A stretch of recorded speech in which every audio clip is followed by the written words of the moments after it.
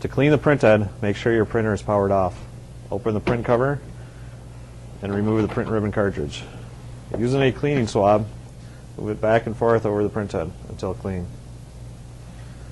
Once clean, put your print ribbon cartridge in, close the printer cover, and you have now cleaned your print head.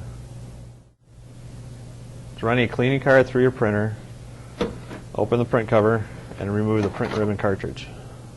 Close the cover, open the input hopper, and remove any unprinted cards. With the display reading ready, select the user button. The menu available, press the enter button. So you hit maintenance, push the enter button. To read cleaning card, push the enter button.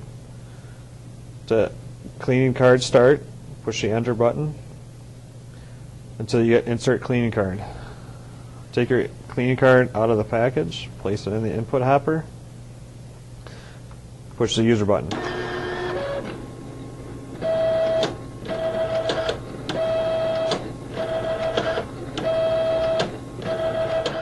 When your cleaning card is finished, remove the cleaning card.